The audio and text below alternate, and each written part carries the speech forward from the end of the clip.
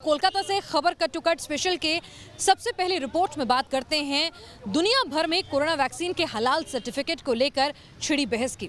दरअसल दुनिया के कुछ हिस्सों में ये सवाल उठ रहे हैं कि कोरोना वैक्सीन हलाल है या फिर नहीं। कोरोना वैक्सीन को लेकर कुछ अफवाहें जोर पकड़ रही हैं कि इसको बनाने में पोर्क जिलेटिन का इस्तेमाल किया गया है, जो मुस्लिम धर्म में हराम माना जाता है।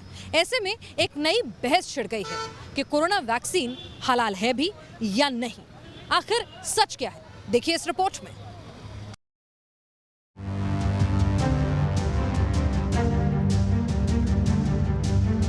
कोरोना के खिलाफ ग्लोबल वॉर छिड़ चुका है। अमेरिका से लेकर ब्रिटेन तक लोगों को कोरोना वैक्सीन का इंजेक्शन दिया जा रहा है। दुनिया भर के लीडर, धर्मगुरु लोगों से वैक्सीन लेने की अपील कर रहे हैं।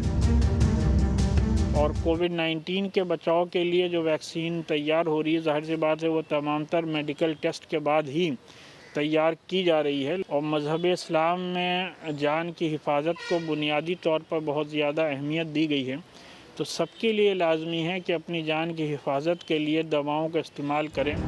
लेकिन तमाम अपील और कोशिशों के बावजूद धार्मिक आस्था के नाम पर कुछ देशों में कोरोना वैक्सीन पर सवाल उठाए जा रहे हैं। सवाल ये है, क्या कोरोना वैक्सीन हलाल है? क्या इसका टीका लगाना जायज है? दरअसल कोरोना वैक्सीन को लेकर तरह तरह की अफवाह वायरल हो रही हैं, जिनमें से एक ये है कि कोरोना वैक्सीन में पोर्क जिलेटिन का इस्तेमाल होता है। इस्लामिक देशों में इसे बड़ा मुद्दा बनाने की कोशिश हो रही है। मुस्लिम समुदाय और ऑर्थोडॉक्स यहूदियों के बीच पोर्क जिलेटिन बहस का मुद्दा बनता जा रहा है। जो कोविड की दवाओं में उसका इस्तेमाल चाइना ने किया है और उसका इतराफ़ भी उसने किया है कि इसके अंदर हमने खंजीर की चर्बी को डाला है, लिहाजा मुसलमानों के लिए जायज़ नहीं है कि वो उसका इस्तेमाल करें। लेकिन सवाल ये है कि आखिर सच क्या है? सिनोवैक ये एक कोरोना वैक्सीन है जिसे चीन ने विकसित किया है। चीन की इस वैक्सीन की डिमांड मुस्लिम राष्ट्रों में ज्यादा है। दावा किया जा रहा है कि सिनोवैक वैक्सीन को सुरक्षित रखने के लिए पोर्क जिलेटिन का इस्तेमाल किया जाता है। हालांकि हकीकत यह है कि जिलेटिन कोरोना की वैक्सीन ही नहीं बल्कि लगभग सारे ही टीकों को सुरक्षित रखने में इस्तेमाल होती आई है। दरअसल पोर्क जिलेटिन को स्टेबलाइजर कहते हैं। इसका होना वैक्सीन की क्वालिटी बनाए रखने को सुनिश्चित करता है। हालांकि फाइजर, मॉडर्ना और एस्ट्राजेनेका ने साफ कर दिया है कि उनकी वैक्सीन जिलेटिन फ्री है। जहां तक भारत की बात है तो यहां अभी तक किसी वैक्सीन को इस्तेमाल के लिए ग्रीन सिग्नल नहीं दिया गया है। ऑक्सफोर्ड यूनिवर्सिटी की बनाई कोविशील्ड वैक्सीन और भारत बायोटेक की कोवैक्सीन के इमरजेंसी इस्तेमाल के लिए सरकार से इजाजत मांगी गई है। ये कंपनियां पहले ही भरोसा दे चुकी हैं कि उनकी वैक्सीन जिलेटिन फ्री है। ऐसे में हंगामा फिजूल है।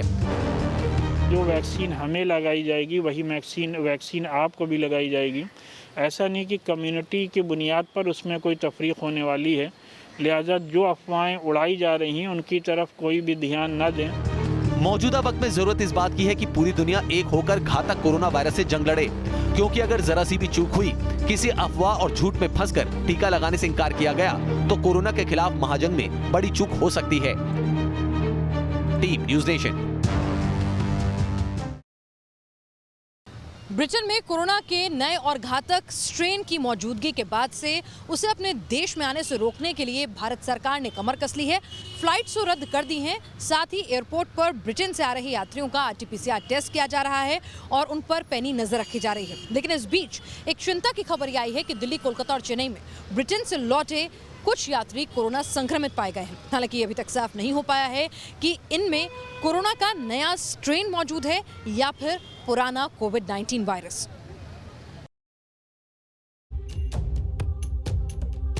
इंग्लैंड में कोरोना के नए स्ट्रेन के खुलासे के बाद पूरी दुनिया में हड़कंप मचा हुआ है। लेकिन भारत में कोरोना के नए वायरस की नो एंट्री के लिए तमाम एजेंसियां वॉर मोड पर काम कर रही हैं। देश में कोरोना के नए स्ट्रेन को काबू करने के लिए क्या सावधानियां बरती जा रही हैं? इसे बताने से पहले आपको कोरोना के नए और पुराने स्ट्रेन के बीच अंतर समझाते हैं। अब आपको नए वायरस और पुराने वायरस के बारे में बताते हैं। अगर आप उसकी पिक्चर देखेंगे तो 3 टीथ साफ तौर पर दिखाई देते हैं। और नए वायरस जो है, नया वायरस में क्या है, इसमें 5 टीथ है, यानी कि 5 दांत है। पहले के मुकाबले ये ज्यादा है और ये बहुत महत्वपूर्ण है, क्योंकि पहले के मुकाबले ज्यादा टीथ का मतलब ये हो जाता है कि कोशिकाओं पर पकड़ SARS-CoV-2 की ज्यादा थी। लेकिन अब ये जो नया वायरस है उससे क्या होगा, कोशिकाओं पर पकड़ होगी लेकिन पहले के मुकाबले ज्यादा होगी, ज्यादा मजबूत पकड़ होगी। पुराने वायरस में क्या था, पुराने वायरस में था कि वैक्सीन जो है वो असरदार है। नए वायरस में क्या है, अभी वैक्सीन असरदार है या नहीं ये अभी शोध का विषय है, इस पर अभी शक है कि ये वैक्सीन असरदार है या नहीं। बहुत छोटा होता है, बहुत सूक्ष्म होता है, जैसे करीबन 100 नैनोमीटर वगैरह इतनी इसकी लंबाई होती है ये बॉल की। तो इसलिए बहुत ही छोटा सा वायरस है और ये स्पाइक प्रोटीन है। ये स्पाइक प्रोटीन का महत्व ऐसा है कि वायरस के सरफेस पे जो स्पाइक प्रोटीन है जिसकी वजह से हमारी पेशियां वायरस को पकड़ लेती है और वायरस को हमारी पेशियों में भीतर आने की उसकी वजह से उसका रास्ता मिल जाता है और फिर जैसे हमारी पेशियों में घुसता है फिर वायरस के अनेक अलग अलग कॉपीज बन जाती है और फिर जो रोग जो है, बीमारी जो फैलती है। देश में कोरोना के नए स्ट्रेन को बेकाबू होने से रोकने के लिए तमाम एहतियात बरते जा रहे हैं।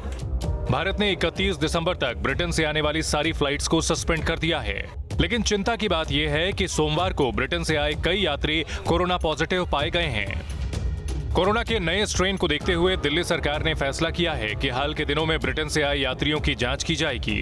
2 हफ्ते के दौरान ब्रिटेन से दिल्ली आए सभी यात्रियों की जांच होगी। उधर मुंबई एयरपोर्ट पर भी कड़ा पहरा है।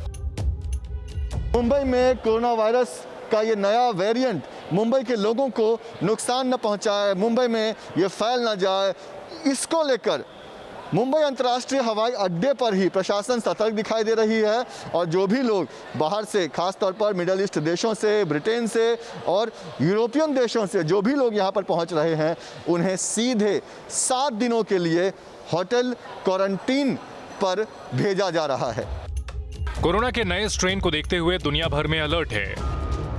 आयरलैंड ने ब्रिटेन से फ्लाइट पर 48 घंटे का बैन लगा दिया है। पुर्तगाल सरकार ने भी ब्रिटेन से फ्लाइट पर रोक लगाई है। इसके अलावा Germany, Italy, Belgium, Denmark, Bulgaria, तुर्की और कनाडा ने भी ब्रिटिश विमानों की आवाजाही पर रोक लगा दी है। जाहिर है कोरोना के नए खतरे से हिंदुस्तान समेत पूरी दुनिया को सावधान रहने की जरूरत है। Team news nation. Jammu Kashmir में धारा 370 हटने के बाद डीडीसी के चुनाव हुए और चुनाव के नतीजे साफ संकेत दे रहे हैं कि गणतंत्र की हार हुई है और गणतंत्र लोकतंत्र की जीत हुई है।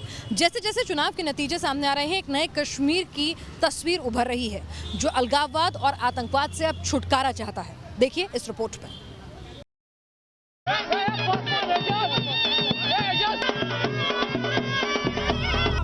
ये घाटी में बुलेट को बैलेट से मिले जवाब की खुशी है।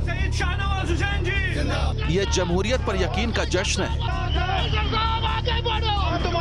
ये पाकिस्तान को मिले बहुत बड़े झटके की खुशी है। ये घाटी में कमल खिलने का, अमन का माहौल तामीर होने का जश्न है।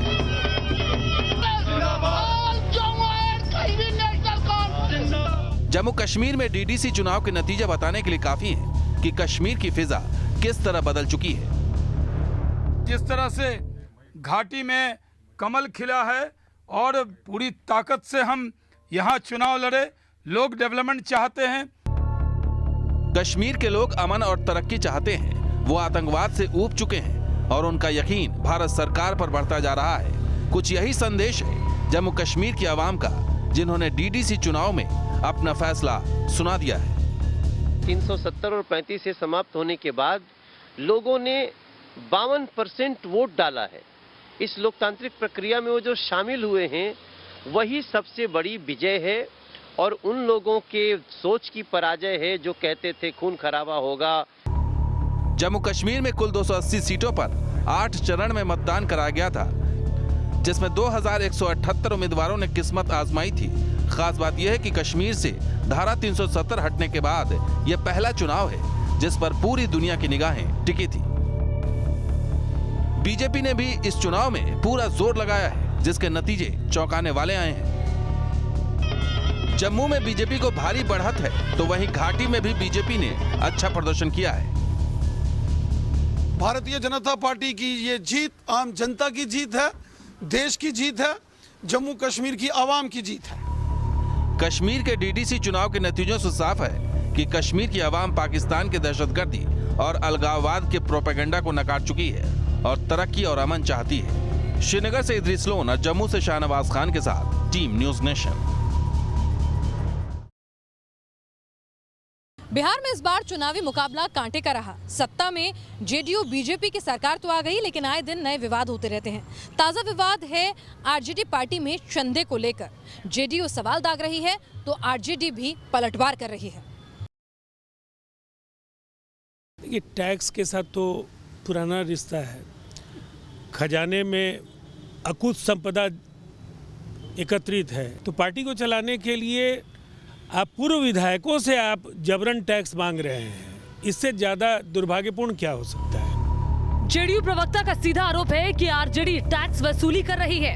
आरजेडी नेताओं का रेट कार्ड फिक्स कर दिया गया है। दरअसल बिहार की सियासत में इन दिनों हंगामा बरपा है। इसकी वजह है आरजेडी आला कमान का एक फरमान।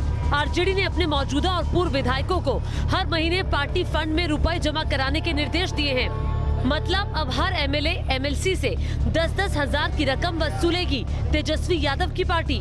बताया जा रहा है कि पहले 25,000 हर महीने जमा करने का प्रस्ताव था, लेकिन विरोध के बाद 10,000 पर बात बनी। तो हमारे लोग ही आपस में सहयोग करके ही पार्टी चलाते हैं। एकता का, चंदा का, सहयोग का जो होता है। आरजेडी की इस खींच के साथ उनकी सहयोगी कांग्रेस भी खड़ी है। दावा किया जा रहा है कि कार्यकर्ताओं के पैसे से पार्टी चलाने में गलत क्या है। जो पार्टी के विधायक सांसद होते हैं वो कुछ न कुछ राशि सहयोग के तौर पे अपने पार्टी को देते हैं। कांग्रेस भी देती है, बीजेपी जदयू भी देती है, और आरजेडी ने अपने विधायकों को कहा है, इसमें हाय तौबा क्यों मचा रहे हो भाई?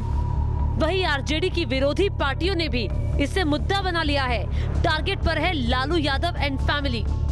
जो लालू जी के साथ जो लोग काम करने वाले नौकर चाकर गरीब लोग थे, आप देख लीजिए, नौकरी देने के नाम पे उनसे जमीन लिखवाया गया। आरजेडी के जो बड़े आज तेजस्वी उनके नेता हैं, बिहार के सीएम अपने आप को घोषित कर रहे हैं, ये विधायकों से चंदा उगाही कर रहे हैं, अपने कार्यकर्ताओं से भी चंदा उगाही करेंगे।